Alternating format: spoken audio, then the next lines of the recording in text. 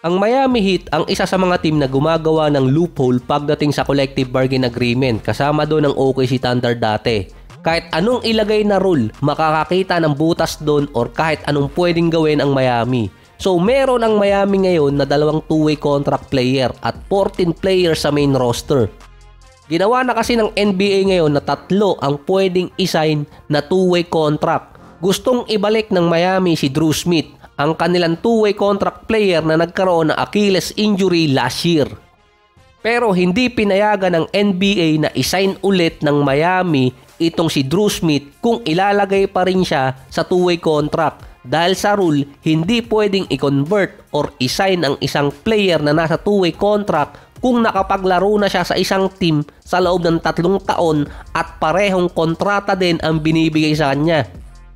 Si Drew Smith, 3 taong nakasign ng two-way contract sa Miami. Hindi siya nilalagay na standard contract. Dahil kung ilalagay siya doon, mawawala yung isang spot sa main roster. Tinawag nila yung Drew Smith experiment. Common sa Miami yun na naglalagay sila ng maraming two-way contract player at doon sila nakakakuha ng kanilang nai-improve na player. Isa pa doon, nakakatipid ang Miami sa tax kaya naglalagay sila ng two-way contract at pinalalaro naman talaga nila sa regular season.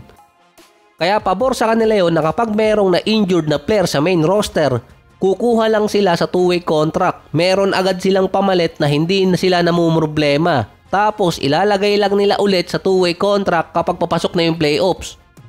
Dahil 3 beses nilagay si Drew Smith sa two-way contract, ang pwedeng gawin ng Miami, ilagay lang siya sa standard contract. Sa pool agad ang tax apron ng Miami dun. At saka injured din si Drew Smith. Baliwala din kung ilalagay siya dun. Pwedeng isay ng ibang team itong si Drew Smith sa two-way contract, pero 1 beses na lang dahil naka 3 taon na siya sa Miami sa parehong kontrata.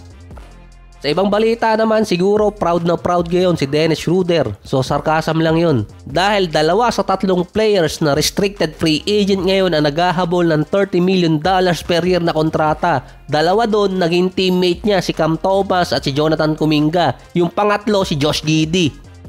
Sa 3 players na yan, ang merong pinaka-chance talaga yung 2 na makakuha ng kontrata. Una doon si Cam Thomas dahil sa salary cap ng Brooklyn. Kaso ayaw naman ibigay ng Nets. Nag-offer na rin sila ng kontrata kay Cam Thomas kaso dinecline niya. Siya lang din ang player na nag-a-average ng 15 points per game sa loob ng 23 minutes or less than 25 minutes. Marami kasi siyang multiple 30 or 40 points. Isa pa doon, sa loob ng 4 na taon nakalaro lang siya ng 215 games. Mababa yun para sa isang rising star. 2 taon din siyang nagkaroon ng back-to-back 20 or more points per season. Masyado di umanong ball hog itong si Cam Thomas kaya hindi ibigay ng Brooklyn yung kontratang gusto niya. Kulang na lang bigyan ni Cam Thomas ng child support yung bola. Ganun siya ilarawan ng ibang mga analyst. Wala rin naman team na makakapagbigay ng ganong kalaking kontrata kung lilipat siya ng ibang team beside dito sa Brooklyn. Si Kuminga naman inopera ng Golden State ng $40 million sa loob ng 2 taon. Parang pababa ng pababa. 40, 30, 25, 20. Malamang pumatak pa yan ng 15 kapag hindi siya tinanggap yung kontrata. Chinek ko rin naman yung mga report. Wala naman siyang binabayarang child support para maghanap ng ganong kalaking kontrata. Yung agent niya nag-ala Dennis Schroeder na. Tinanggi na merong $150 million na offer sa kanyang alaga last year. Kasi nga ang hinihingi ng kampo nila ay $240 million yung max contract. Talagang itatanggi nila yun, kahiyaan eh. Tumanggi rin ang Golden State na makipag-swap sa Suns kapalit si Grayson Allen kasama si Royce O'Neal, kapalit ni Jonathan Kuminga sa sign and trade.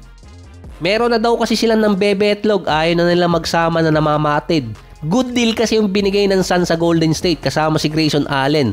Parang pinalitan din nila si GP2 na may kasama pang patid.